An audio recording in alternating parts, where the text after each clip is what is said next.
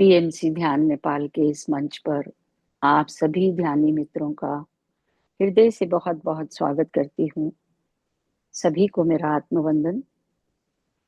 अपने प्रिय गुरु ब्रह्म ऋषि पिता महापत्री जी, महाअवतार बाबा जी, सभी सद्गुरु आध्यात्मिक और आराध्य गुरुओं को साष्टांग प्रणाम करते हुए आज का सत्र आरंभ करेंगे। और आज मैं जो एक बुक है परमहंस योगानंद की, परमहंस योगानंद जी का बड़ी एक ग्रंथ कर लें उसको, उसमें से उन्होंने उनके छोटे छोटे चैप्टर निकाल के बुकलेट्स बनाई हुई है, छोटी छोटी ऐसे। तो ये 3 बार में खत्म हो जाएगी, हम आराम से करेंगे जिससे कि ध्यान भी पूरा कर पाए। और इसका स्वाध्याय मैं करती हूँ आज। तो पहले स्वाध्याय कर लेते हैं और फिर मेडिटेशन में बैठेंगे, ठीक है ना जी। जी। तो ये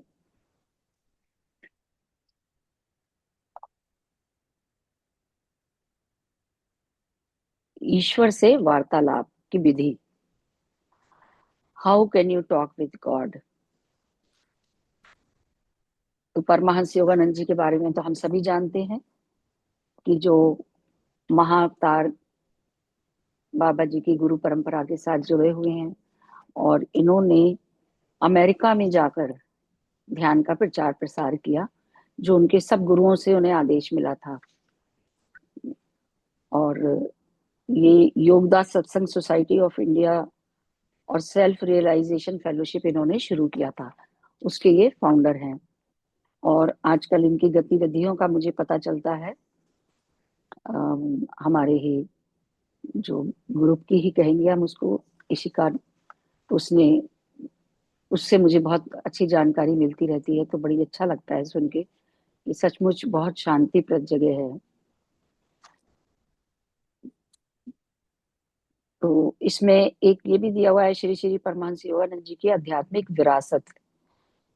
उसके बारे में मैं बताऊं या सीधे बुक पढ़ना शुरू करूं? वो भी 2.5 पेज का है उनके बारे में। यदि हम सभी कनेक्ट होना चाहेंगे तो एक बार ये भी मैं पढ़ देती हूँ, तो उनके बारे में जानकारी मिलेगी, तो उनसे जुड़ने में बहुत आसानी रहेगी। और सीधे सबके पास ही ये मेरे ख्याल बुक तो वो वाली है, ऑटोबायोग्राफी ऑफ योगी। तो एक बार उनका जो पिक्चर है उसके ऊपर वो देखे आंखों में उनकी, तो बड़ा कनेक्शन बनता है जी। उनके सभी लेख, व्याख्यान और अनौपचारिक प्रवचन पर आधारित है ये। परमहंस योगानंद जी अपनी शिक्षाओं के विश्वव्यापी प्रसार के लिए, भविष्य में आने वाली संततियों के लिए उनकी शुद्धता और संपूर्णता को परिरक्षित रखने के लिए उद्देश्य से 1917 में योगदास सत्संग सोसाइटी ऑफ इंडिया की स्थापना की उन्होंने। और तत्पश्चात सन 1920 में सेल्फ रियलाइजेशन फेलोशिप की। अमेरिका में अपने प्रारंभिक वर्षों से ही वे अनेक लेखों तथा व्याख्यानों की रचना करते आ रहे हैं। उन्होंने ध्यान, योग विज्ञान, संतुलित जीवन की कला और सभी महान धर्मों में अंतर्निहित एकता पर विख्यात और बृहत रचनाओं का सृजन किया। उनकी ये अद्वितीय एवं युग युगांतकारी आध्यात्मिक विरासत आज भी चली आ रही है और विश्व भर में लाखों सत्यान्वेषियों की प्रेरणा प्रदान कर रही है। सत्यान्वेषियों, ये शब्द थोड़ा सा डिफिकल्ट सा है, लेकिन बहुत समझने में आसान है। जो सत्य की खोज में लगे हैं, जो सीकर्स हैं, उनके लिए महान गुरुदेव की सुस्पष्ट इच्छाओं को ध्यान में रखते हुए Yogoda Satsanga society of India self realization fellowship ने परमहंस योगानंद की संपूर्ण रचनाओं के प्रकाशन एवं सतत मुद्रण के कार्य को अविराम जारी रखा है। और वो इस तरह से प्रकाशित करते रहते हैं उनकी, कि बड़ी किताबें हैं, लोग नहीं जनरली खरीद के पढ़ते, तो वो छोटी छोटी उसकी बुकलेट बना के आसानी से कोई भी ले लेता है कि 30-40 पेज की है, आराम से पढ़ी जाएगी। इनमें केवल उन सभी पुस्तकों के अंतिम संस्करण ही सम्मिलित नहीं है जिनकी रचना उन्होंने अपने जीवन काल में की थी, अपितु अनेक नई रचनाएं भी हैं वे रचनाएं जो 1952 उनके देहावसान के बाद भी तक प्रकाशित नहीं हो सकी थी, अथवा जो योगदास सत्संग सोसाइटी ऑफ इंडिया और सेल्फ रियलाइजेशन फेलोशिप की पत्रिकाओं में अब तक एक अधूरे प्रारूप में ही क्रमानुसार प्रकाशित हो चुकी थी, तथा साथ ही ऐसे सैकड़ों गहन और प्रेरणास्पद व्याख्यान तथा अनौपचारिक सत्संग भी हैं जो उनके जीवन काल में रिकॉर्ड तो किए गए थे किंतु प्रकाशित नहीं हो सके थे। वो सब ये दोनों सोसाइटी मिलके उसको पब्लिश कर रही हैं। परमहंस योगानंद जी ने स्वयं उन शिष्यों को चुना एवं प्रशिक्षित किया जो इस समय Yogoda Satsanga society of India self realization fellowship के प्रकाशक परिषद के मुख्य पदों पर हैं, और उन्होंने अपनी शिक्षाओं के प्रस्तुतिकरण एवं प्रकाशन के लिए इन शिष्यों का विशेष दिशा निर्देश दिए। Yogoda Satsanga society of India self realization fellowship के प्रकाशन परिषद के सदस्य वे सभी सन्यासीगण जिन्होंने जीवन पर्यंत सन्यास तथा निस्वार्थ सेवा का संकल्प लिया है, उन दिशा निर्देशों का सम्मान एक पवित्र विश्वास के रूप में करते हैं ताकि परम प्रिय जगत गुरु का विश्वजनीय संदेश अपनी मूल शक्ति एवं प्रमाणिकता के साथ बना रह सके। तो Yogoda Satsanga society of India self realization के प्रतीक चिन्ह जो पिछले पृष्ठ पर दर्शाया गया है जी, एक वो क्राउन सा बना हुआ है छोटा सा, मैं एनलार्ज करके बाद में दिखाऊंगी, वो उनके हर बुक पे बना होता है। परमहंस योगानंद जी ने अपनी शिक्षाओं के प्रसार के लिए स्थापित की गई संस्था की पहचान करने के लिए स्वयं वो निर्धारित किया था जो चिन्ह उन्होंने बनाया है। क्या बोलते हैं उसको, जो एक स्टैम्प सी लगी होती। जी जी जी, रीता जी बता रही हैं, मेरे मुंह से निकल नहीं रहा, मुझे पता तो है। जी रीता जी। लोगो। लोगो, लोगो है ये उसका, उनका। तो एक बीच में कली है, एक इस तरफ और एक इस तरफ, ऐसे बनाया हुआ है उन्होंने। एकदम लगता है जैसे क्राउन है, मैं दिखा दूंगी सबको। तो जैसा कि वे चाहते थे, योगदा संसद society of India self realization fellowship का नाम तथा चिन्ह, प्रतीक चिन्ह सभी प्रकाशनों एवं रिकॉर्डिंग पे मुद्रित रहते हैं। अब ये मैं शुरू करूंगी। उससे पहले 4 लाइन लिखी है परमहंस जी ने। ईश्वर की महिमा महान है, वह सत्य है और उसे पाया जा सकता है शांति से और विश्वास से। जब आप जीवन पथ पर चलते हैं, आपको अवश्य अनुभूति होगी कि केवल ईश्वर एक वस्तु है, वो लक्ष्य है जो आपको संतुष्ट करेगा, क्योंकि हृदय की प्रत्येक इच्छा का उत्तर ईश्वर में है। परमहंस योगानंद जी। ईश्वर के साथ वार्तालाप करना एक वास्तविकता है। जब मैं भारत में था, मुझे संतों का उन क्षणों का सानिध्य प्राप्त हुआ जिस समय वे परम पिता के साथ वार्तालाप कर रहे थे, और आप सब भी भगवान से वार्तालाप कर सकते हैं। एक पक्षीय बातचीत नहीं, अपितु वास्तविक वार्तालाप जिसमें आप ईश्वर से बातें करते हैं और वे उत्तर देते हैं। निसंदेह प्रत्येक व्यक्ति ईश्वर से वार्तालाप कर सकता है, परंतु मैं आज इस बात की चर्चा कर रहा हूं कि हम भगवान को उत्तर देने के लिए कैसे प्रेरित कर सकते हैं। हम संदेह क्यों करें? यहाँ वो विश्वास की बात आ जाती है कि जब तक हम विश्वास नहीं रखते, वो हमारा काम फलीभूत नहीं होता। संसार के धर्म ग्रंथ भगवान और मनुष्य के बीच वार्तालापों के वर्णनों से ही भरपूर है। इसी प्रकार की एक अत्यंत सुंदर घटना का वर्णन बाइबल में है। रात्रि के समय स्वप्न में सोलोमन के सामने प्रभु प्रकट हुए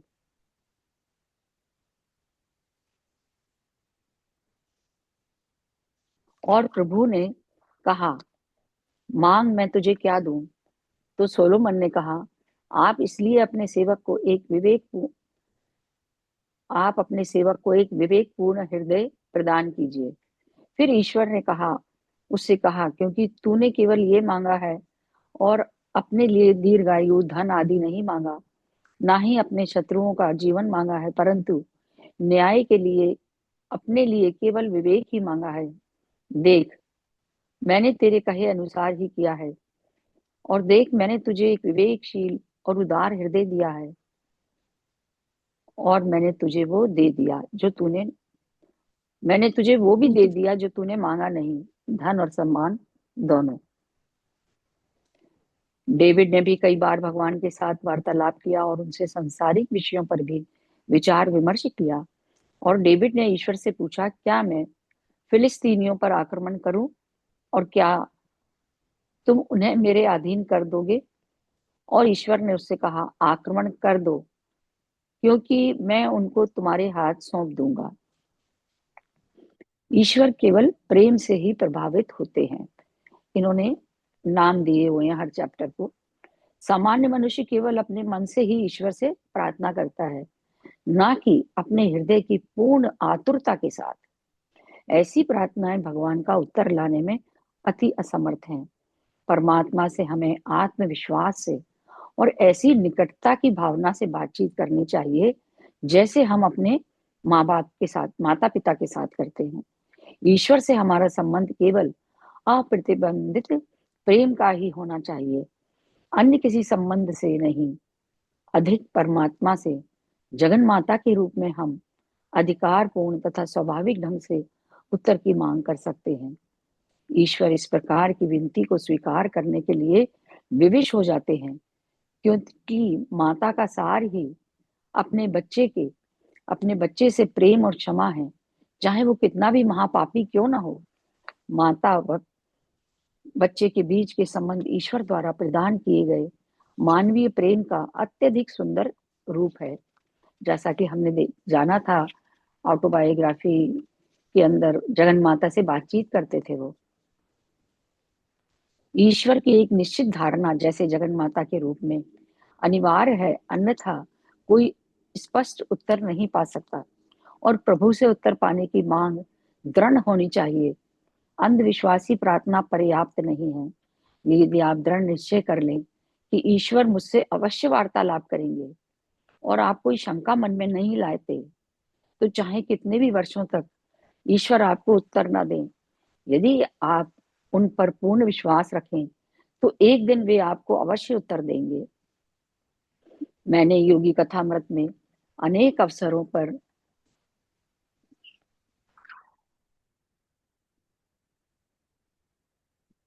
मैंने योगी कथामृत में अनेक अवसरों में से कुछ का वर्णन किया है, जिसमें मैंने ईश्वर से वार्तालाप किया है। ईश्वर की वाणी को सुनने का प्रथम अनुभव मुझे तब हुआ जब मैं छोटा सा बालक था। एक दिन प्रातः काल अपने बिछौने पर बैठे हुए एक गहन चिंतन में खो गया। बंद नेत्रों के अंधकार के पीछे क्या है, ये अन्वेषी विचार बड़े वेग से मेरे मन में आया। तत्क्षण ही मेरी अंतर्दृष्टि में प्रकाश की एक अपरिमित चमक प्रकट हुई। पर्वत गुफाओं में ध्यान मुद्रा में बैठे हुए संतों की दिव्य आकृतियां मेरे ललाट के भीतर विशाल ज्योति पट पर छोटे छोटे चलचित्रों के समान दृष्टिगोचर होने लगी। आप कौन हैं? मैंने ऊंचे स्वर में पूछा। हम हिमालय के योगी हैं। दिव्य आत्माओं के उत्तर का आनंद वर्णातीत था। मेरा हृदय आनंद से पुलकित हो उठा। दिव्य दर्शन अदृश्य हो गया, किंतु वे रजत किरणें बढ़ते बढ़ते मंडलाकार रूप में अनंत की ओर प्रसारित होती गईं। ये आश्चर्यजनक प्रकाश क्या है? मैंने पूछा। मैं ईश्वर हूँ, मैं प्रकाश हूँ। ये ध्वनि बादलों की गड़गड़ाहट की सी थी। जब मुझे ये प्रारंभिक अनुभव हुआ था, उस समय मेरी माँ और मेरी बड़ी बहन रोमा मेरे पास ही थी, और उन्होंने भी इस दिव्यवाणी को सुना था। ईश्वर के उत्तर से मुझे इतनी प्रसन्नता हुई कि मैंने उसी क्षण तत्काल ही निश्चय कर लिया कि मैं तब तक ईश्वर की खोज करूंगा जब तक मैं पूर्ण रूप से उनके साथ एकाकार ना हो जाऊं। अधिकांश लोग सोचते हैं कि बंद आंखों के पीछे केवल अंधकार होता है, परंतु जो जो आप आध्यात्मिक उन्नति प्राप्त करते हैं और मस्तक में स्थित अपने दिव्य चक्षु पर एकाग्रचित होते हैं। दिव्य चक्षु, थर्ड आई, हमारी दोनों आईब्रोज के बीच में, जो हम ध्यान में भी करते हैं, इसीलिए करते हैं। तो आप अनुभव करेंगे कि आपके अंतर्दृष्टि खुल गई है। आपको एक दूसरा जगत दृष्टिगोचर हो रहा है, जो अनेक प्रकाशों का बना हुआ अति सुंदर है। महात्माओं के दिव्य दर्शन, जैसे कि मैंने हिमालय के योगियों के किए थे, आपके सामने प्रकट होंगे। यदि आपकी एकाग्रता और गहन हो जाए, तो आपको भी ईश्वर की वाणी सुनाई देगी। बारंबार धर्म ग्रंथों ने भगवान के वचन को दोहराया है कि वे हमारे साथ वार्तालाप करेंगे और तुम मुझे ढूंढोगे और मुझे पालोगे, जब तक अपने सच्चे हृदय से मेरी खोज करोगे। ये बाइबल का वाक्य इन्होंने लिखा है। भगवान तुम्हारे ही पास हैं। यदि तुम उनके साथ होना चाहते हो, तो यदि तुम उन्हें खोजने का प्रयास करोगे तो उन्हें पालोगे, किंतु यदि तुम उन्हें छोड़ दोगे तो वे भी तुम्हें त्याग देंगे। ये भी क्रॉनिकल्स बाइबल में से दिया है। देखो, मैं द्वार पर खड़ा हूँ और खटखटा रहा हूँ। यदि कोई मनुष्य मेरी आवाज सुने और द्वार खोले, तो मैं उसके पास आऊंगा और उसके साथ भोजन करूंगा और वो मेरे साथ। ये सब उन्होंने बाइबल का अच्छा अध्ययन था उनका। यदि आप ईश्वर के साथ केवल एक बार भी संपर्क कर सकें और उनके मौन को तोड़ सकें, तो वे कई बार आपके साथ वार्तालाप करेंगे। परंतु आरंभ में ये बहुत कठिन है। ईश्वर से परिचित होना सुगम नहीं है, क्योंकि वे आश्वस्त होना चाहते हैं कि आप वास्तव में उन्हें पाने की इच्छा रखते हैं। वे इस बात की परीक्षा लेते हैं कि भक्त केवल उन्हें ही चाहता है या किसी अन्य वस्तु को। वे आपके साथ तब तक बात नहीं करेंगे जब तक कि आप उन्हें इस बात का विश्वास नहीं दिलाएं कि आपके हृदय में कोई अन्य इच्छा नहीं छुपी है। यदि आपके हृदय में केवल उनके उपहारों की पाने की आकांक्षाएं हैं, तो वे आपके सामने क्यों प्रकट होंगे? मनुष्य का प्रेम ही उसका ईश्वर के लिए एकमात्र उपहार है। ये अगला पैरा है। सारी सृष्टि मनुष्य की परीक्षा के लिए रची गई थी। इस संसार में अपने व्यवहार द्वारा ही हम ये व्यक्त करते हैं कि हम ईश्वर को चाहते हैं या उनके उपहारों को चाहते हैं। ईश्वर आपको ये नहीं कहेंगे कि आपको उन्हें पाने के लिए अन्य वस्तुओं की अपेक्षा अधिक इच्छा करनी चाहिए, क्योंकि वे चाहते हैं कि आपका प्रेम स्वेच्छापूर्ण, बिना अनुबोधन के दिया जाए। इस संसार के खेल का एकमात्र यही रहस्य है, क्योंकि हमारे चारों तरफ माया रची गई है, इतने प्रलोभन है कि आदि आदमी उसी में खो जाता है, उसी में तो भगवान को याद ही नहीं करता। आम लोगों की बात है ये। वे चाहते हैं कि हम प्रेम बिना मांगे स्वतः ही स्वेच्छा पूर्वक दें। हमारा प्रेम ही एक ऐसी वस्तु है जो ईश्वर के पास नहीं है, जब तक कि हम स्वयं ही उन्हें ये अर्पित ना करें। अतः आप देखते हैं कि भगवान को भी किसी वस्तु को प्राप्त करना है, और वो है हमारा प्रेम। जब तक हम अपना प्रेम उन्हें नहीं दे देते, हम कदापि सुखी नहीं रह सकते। जब तक हम निरंकुश बालक हैं तथा बौनों की भांति इस पृथ्वी रूपी गेंद में रेंगते हुए और उनके उपहारों के लिए चिल्लाते हुए दाता की अवहेलना करते रहते हैं, तब तक हम दुर्गति के अनेकों गड्ढों में गिरते रहते हैं। ईश्वर हमारे अस्तित्व के मूल तत्व को ईश्वर हमारे अस्तित्व का मूलभूत तत्व होने के नाते उनकी उपस्थिति का अपने अंतर में प्रत्यक्ष अनुभव करना सीखें। बिना वास्तव में हम स्वयं को व्यक्त नहीं कर सकते। और यही सत्य है कि हम दिव्य हैं, उसी का अंश हैं। इसलिए हम किसी भौतिक वस्तु को पाकर पूर्णतः संतुष्ट नहीं हो सकते। यदि तू मेरी शरण में नहीं आएगा, तो तुझे कौन शरण देगा? जब तक आप ईश्वर में संतुष्टि नहीं पा लेते, तब तक आप किसी अन्य वस्तु से संतुष्ट नहीं हो पाएंगे। यहाँ मैं एक छोटी सी बात इसी में एक सिंपल शब्दों में बता देती हूँ कि जैसे उन्होंने बोला कि हम उपहारों के लिए चिल्लाते रहते हैं। आप देखिए, कभी भी कोई मंदिर, गुरुद्वारे, चर्च कहीं भी जाता है, या कभी अपने ध्यान में भी, मेरा स्वास्थ्य ठीक कर दो, मेरे बच्चे की प्रमोशन कर दो, उसको ये दे दो, उसको ये, क्या करते हैं और जाके, तो ये उनका मतलब है। और उन्होंने अब ये बता दिया कि वास्तव में हम सब दिव्य हैं। देखिए, हम ध्यान में कितने ज्ञानियों की बातें ये सुन चुके हैं कि हम सब उसी का अंश हैं, और इसलिए हम भौतिक वस्तु को पाके संतुष्ट नहीं होते। घर मांग लिया, घर बन गया तो अब कार भी दे दो, कार भी आ गई तो अब ये भी दे दो, अब छोटी कार है तो बड़ी कार भी दे दो। यही दुनिया कर रही है। तो जब तक आप ईश्वर में संतुष्टि नहीं पा लेते, तब तक आप किसी अन्य वस्तु से संतुष्ट नहीं हो पाएंगे।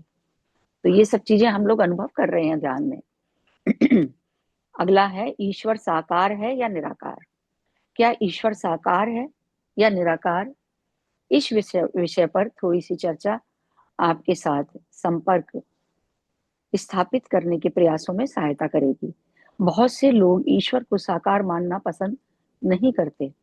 वे अनुभव करते हैं कि मानवाकार धारणा उन्हें सीमित कर देगी। वे लोग ईश्वर को निराकार परमात्मा मानते हैं, एक सर्वशक्ति, एक बुद्धिमान शक्ति जो सृष्टि के लिए उत्तरदायी है। परंतु यदि हमारे सृष्टिकर्ता निराकार हैं, तो उन्होंने मानव जाति की उत्पत्ति क्यों कर की? हम साकार हैं और अपना व्यक्तित्व रखते हैं। हम सोचते हैं कि अनुभव करते हैं और इच्छा शक्ति का प्रयोग करते हैं। और ईश्वर ने हमें न केवल दूसरों के विचारों और भावनाओं को समझने की शक्ति दी है, अपितु उन पर प्रतिक्रिया व्यक्त करने का सामर्थ्य भी दिया है। निसंदेह प्रभु उस पारस्परिक आदान प्रदान की भावना से रहित नहीं है जो उनकी सृष्टि को अनुप्राणित करती है। जब भी हम चाहेंगे, हमारे परम पिता हम सबके साथ व्यक्तिगत संबंध स्थापित कर सकते हैं और करेंगे। सबसे पहला विश्वास करना इसके ऊपर है। भगवान के निराकार स्वरूप पर विचार करते हुए हमें हमें ये धारणा बनती है कि वे एक दूरस्थ सत्ता है जो हमारे द्वारा अर्पित की गई प्रार्थनाओं का प्रत्युत्तर दिए बिना केवल उन्हें ग्रहण करते हैं, जो सर्वत्र हैं परंतु फिर भी हृदयहीन मौन धारण किए रहते हैं। ये हमारी धारणा रहती है, परंतु ये एक दार्शनिक भूल है, क्योंकि ईश्वर सभी में है, साकार भी और निराकार भी। उन्होंने समस्त मानव जाति की सृष्टि की है। उनके सृष्टिकर्ता पूर्णतया निराकार नहीं हो सकते। यह विचार कि ईश्वर मनुष्य का रूप धारण कर हमारे पास आ सकते हैं और हमसे वार्तालाप कर सकते हैं, हमारे हृदयों की एक गहन आवश्यकता को तृप्त करता है। प्रभु सबके लिए ऐसा क्यों नहीं करते? बहुत से संतों ने उनकी वाणी को सुना है। आप ऐसा क्यों नहीं कर सकते? हे प्रभु, आप अदृश्य हैं, निराकार हैं, अज्ञात हैं और अज्ञेय हैं। फिर भी मुझे विश्वास है कि मेरी भक्ति की पुकार से आप साकार रूप धारण कर सकते हैं। भगवान को मनुष्य की तीव्र भक्ति द्वारा एक व्यक्तिगत आकार लेने के लिए द्रवित किया जा सकता है। यदि आप पूर्ण गहनता से प्रार्थना करें, तो आप भी असीसी के प्रेम, असीसी के संत फ्रांसिस एवं अन्य महात्माओं की तरह ईसा मसीह के जीवित शरीर का दर्शन कर सकते हैं। ईसा मसीह भगवान की एक साकार अभिव्यक्ति थी जो ब्रह्म को जानता है। वो स्वयं ब्रह्म है। क्या क्राइस्ट ने नहीं कहा, मैं और मेरे पिता एक ही रूप हैं? स्वामी शंकर ने भी घोषणा की थी कि मैं आत्मा हूँ और तू वही है तत्वमसी। अनेकों संत महात्माओं के कथानुसार सभी मनुष्य ईश्वर की प्रतीक्षाया में बने हैं। फिर आ गया वही है जो हम यूनिफाइड में पढ़ रहे हैं, सुन रहे हैं। मैं अपना अधिकांश ज्ञान पुस्तकों की अपेक्षा ईश्वर से सीधे प्राप्त करता हूँ। मैं बिरले ही पढ़ता हूँ। मैं आपको यही बताता हूँ कि मैंने साक्षात अनुभव किए हैं। इसीलिए मैं सत्य के प्रत्यक्ष अनुभव के आधार पर अधिकार के साथ बोलता हूँ।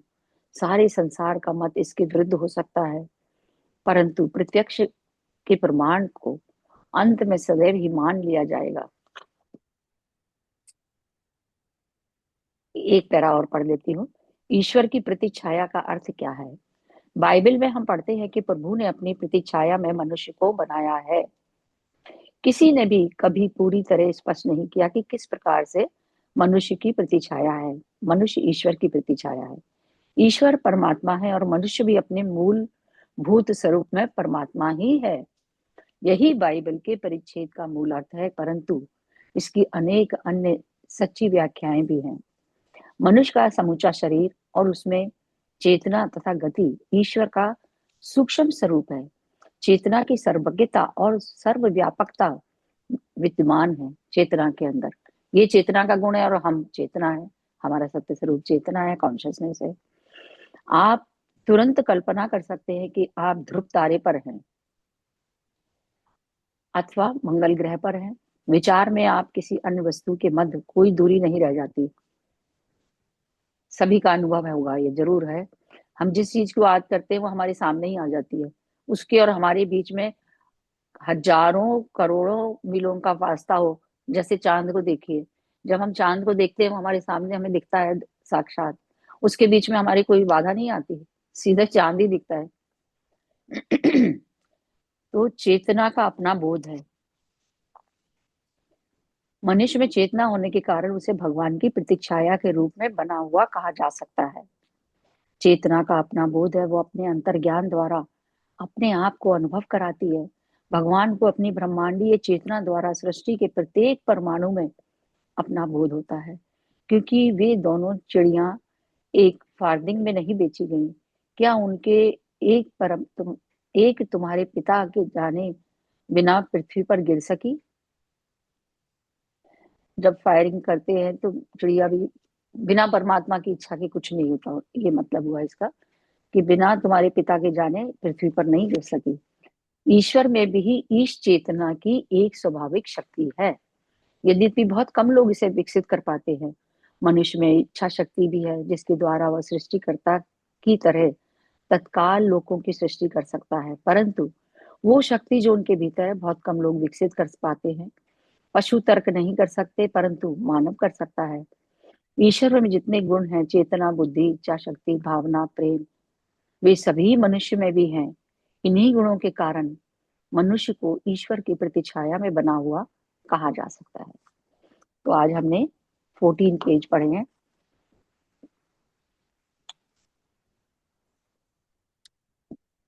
तो इसके अंदर हमें उसका भी मिल रहा है जो हम यूनिफाइड कर रहे हैं। इसका मतलब ये कि देखिए, गुरु मंडल में ये सारी चीज वो महाअवतार बाबा जी से पहले सब जान चुके हैं। तो अब हम ध्यान की ओर बढ़ते हैं। सभी, मैं पहले, काफी लोग मेरे ख्याल आंख बंद करके ही सुन रहे होंगे, तो वो ध्यान ही हो जाता है हमारा, क्योंकि विचार आने बंद हो गए, निर्विचार हो गए। तो सभी लोग पूरी तरह से कंफर्टेबल बैठ जाइए।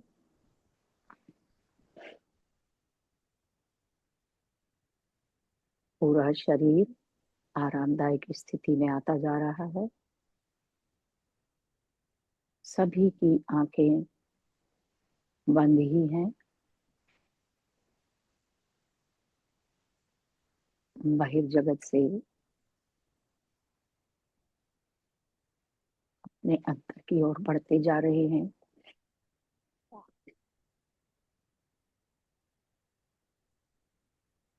और भी शांत, और भी रिलैक्स होते जा रहे हैं। हर भीतर आती हुई श्वास और शांत कर रही है, हर बाहर जाती हुई श्वास सभी स्ट्रेस, परेशानी, जो भी कुछ नेगेटिविटी आ जाती है कभी कभी विचारों में, वो सब बाहर जा रही है।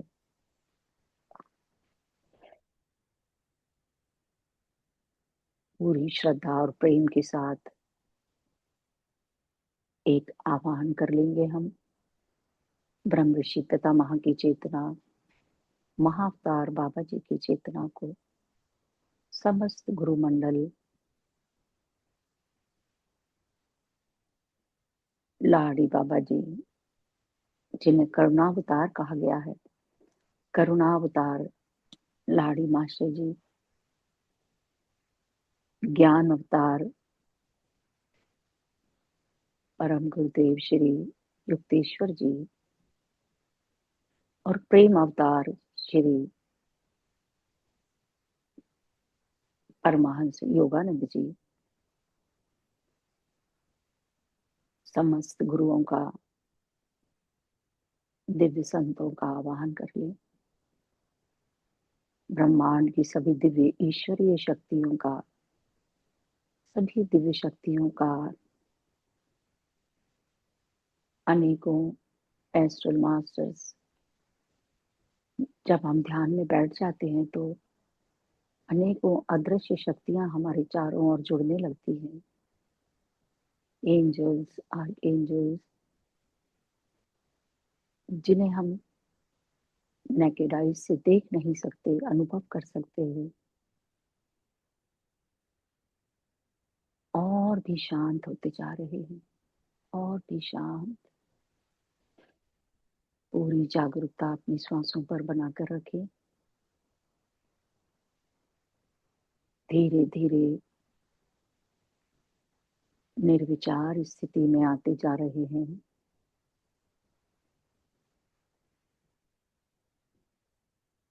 सभी जानते हैं, कोई विचार आ भी जाए, उसे धीरे से एक्नॉलेज करें और उस ओर ध्यान न दें। स्वतः ही विलीन हो जाता है। आप उसे आदेश भी दे सकते हैं, मैं इस समय ध्यान में हूँ, अभी जाओ।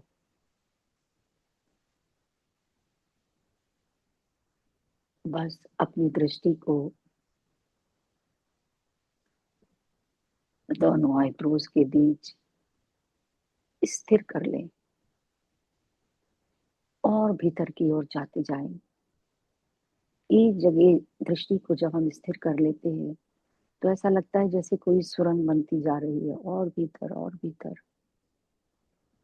और बहुत जल्दी ही शरीर की चेतना से परे होने लगते हैं।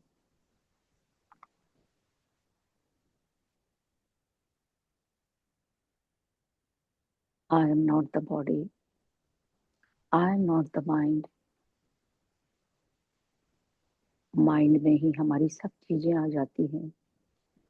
ना मैं विचार हूँ, ना ही संवेदना हूँ, ना ही कोई मेमोरी। फिर मैं कौन हूँ? जो इस समय आप अनुभव कर पा रहे हैं, सिर्फ अपने होने का एहसास। मैं हूँ और मेरी सांसें, एक अनुभूति, भीतर आती हुई श्वास और बाहर जाती हुई सांस। ये वही सांसें हैं जो जन्म के साथ ही हमें परमात्मा से, ईश्वर से गिफ्ट दी जाती है। हम तो सिर्फ उसे ग्रहण कर रहे हैं और छोड़ रहे हैं।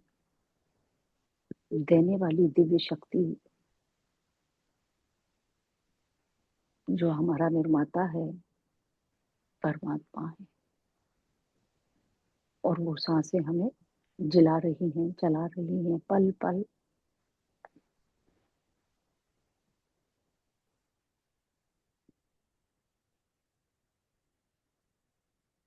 और भी शांत, एक गहरी शून्यता में बढ़ रहे हैं। इस समय आप सभी एक दिव्य आत्मा है, एक चेतना है, कॉन्शियसनेस है।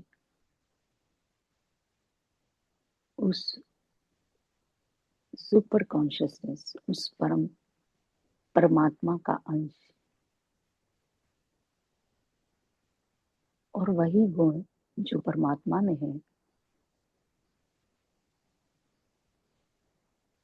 उस चेतना में, यानी कि हमारे सत्य स्वरूप में है।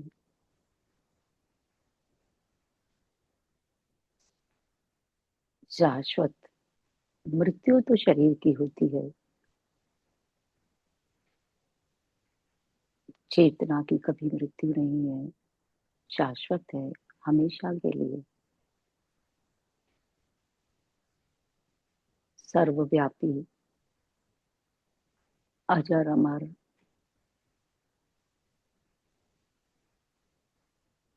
परमात्मा का हृदय से आभार करें, धन्यवाद करें, अपनी ही छवि में हमें बनाने के लिए।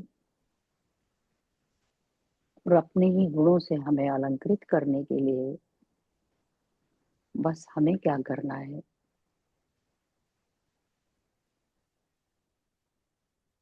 उन सभी गुणों को अपने अंदर जागृत करना है।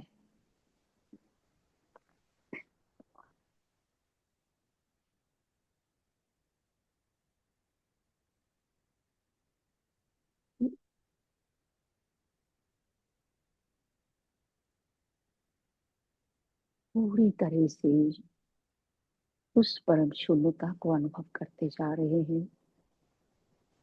उस ऊर्जा को अनुभव करिए जो आपके सिर के ऊपर स्थित सहस्त्रार से ब्रह्मरंध्र से होती हुई प्रवेश कर रही है। 72,000 नाड़ियों के फैले इस नेटवर्क से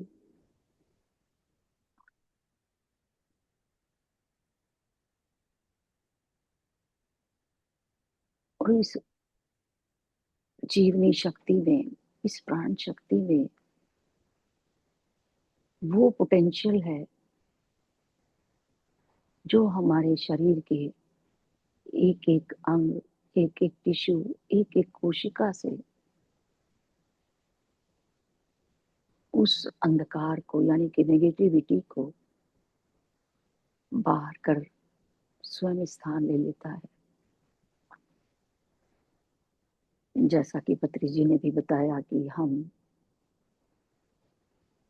ध्यान से अपनी सभी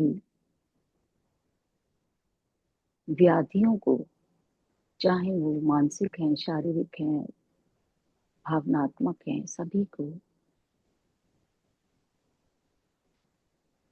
दूर कर सकते हैं, मुक्ति पा सकते हैं उनसे। और आध्यात्मिकता में जब हम उन सबसे मुक्त हो जाएंगे तो फिर हमारे ज्ञान के द्वार, पोर्टल्स खुलने लगते हैं।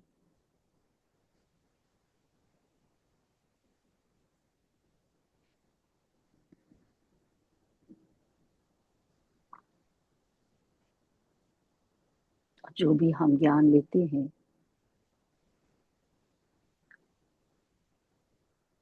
जो हमारे अंदर व्याप्त हो जाता है, जैसे हम कहते हैं ना कि खाना एसिमिलेट हो गया, उसी प्रकार वो ज्ञान कभी जाता नहीं है, सब कॉन्शियस माइंड में स्टोर हो जाता है और जब हमें उसकी आवश्यकता होती है वो हमें मिल जाता है। अपनी दिव्यता को अनुभव करते रहें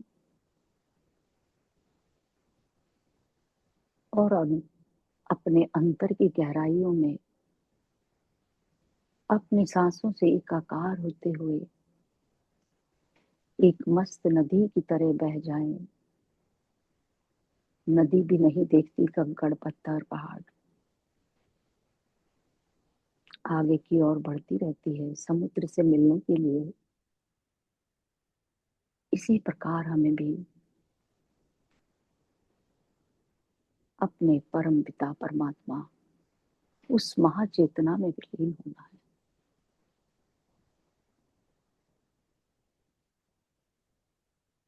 इसी प्रकार बने रहेंगे।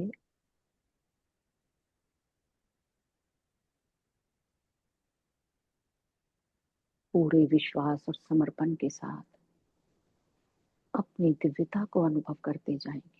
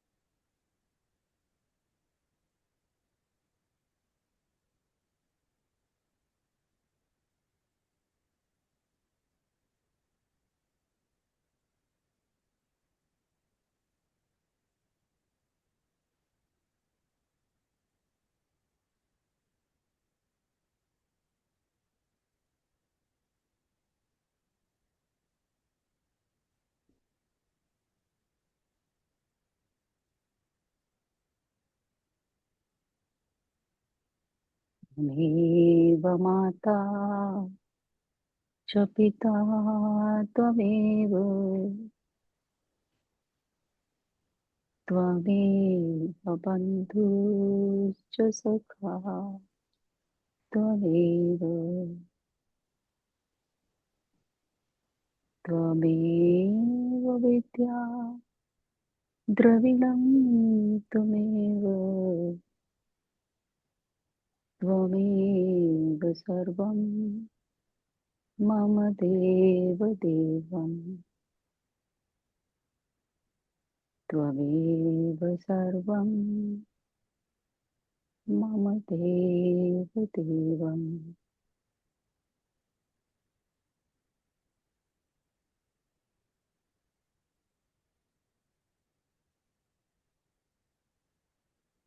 धीरे धीरे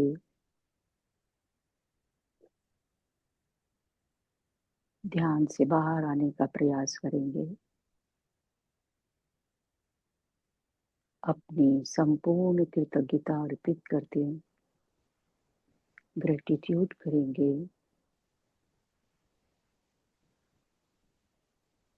ब्रह्मांड की सभी दिव्य ईश्वरीय शक्तियों, सभी दिव्य शक्तियों के प्रति, महाअवतार बाबा जी, परमहंस योगानंद जी, समस्त गुरुमंडल, सप्तऋषि मंडल, ब्रह्म ऋषि पिता महापत्री जी और सभी दिव्य चेतनाएं, समस्त गुरुओं को जो आज हमारे साथ इस ध्यान में जुड़े, साष्टांग प्रणाम करते हुए आभार करें।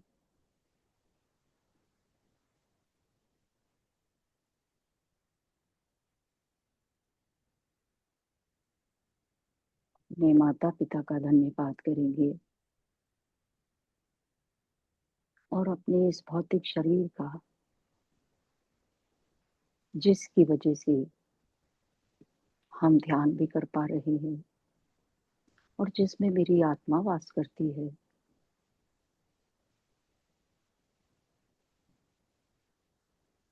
कण कण का धन्यवाद करते हुए आप सभी ध्यानी मित्रों का हृदय से धन्यवाद, आभार। आज इस ग्रुप ध्यान में शामिल होने के लिए धन्यवाद धन्यवाद। धीरे धीरे अपनी भौतिक चेतना में आते जाएं। जो भी कुछ आवाजें आ रही हैं उन्हें सुनने का प्रयास करेंगे। जहां बैठे हैं उस स्थान को अनुभव करें, अपने आसन को महसूस करिए और धीरे से अपनी उंगलियां अलग करते हुए हथेलियों को रब करेंगे। अपनी आंखों पर रखिए। पूरा समय लेते हुए पलकों को अपने हथेलियों के बीच में ही धीरे धीरे खोलेंगे। 5, 4, 3, 2, 1। कोई जल्दबाजी नहीं। जब तैयार हो जाओ, रेडी हो जाएंगे, प्यारी सी मुस्कुराहट के साथ हथेलियों में एकत्रित हुई ऊर्जा को अपने शरीर पर लगाते हुए ध्यान से बाहर आ जाइए।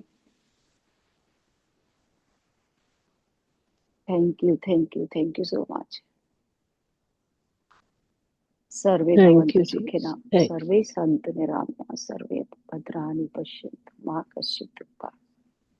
सभी का मंगल, सभी का मंगल, सभी का मंगल। बहुत बढ़िया, बहुत अच्छा।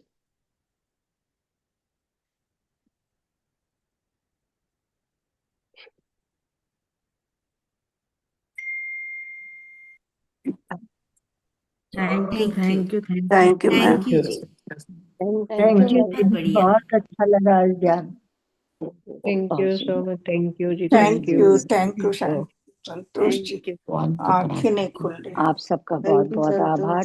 और क्या हुआ आपको ना, बुक का आत्मवंदना, बुक मेरी से आवाज आ रही है? जी जी आ रही है, गंगोत्री जी आ रही है। जी जी, क्योंकि इस बुक का बहुत महीने से मेरे मन में चल रहा था कि इसको सबके साथ पढ़ेंगे तो और आनंद आता है। जी नहीं, बहुत अच्छा था। संतोष जी, कल विवेकानंद जी का भी बर्थडे था ना? कल नहीं, नहीं, कल नहीं था, 12 2-3 दिन जनवरी पहले को, था।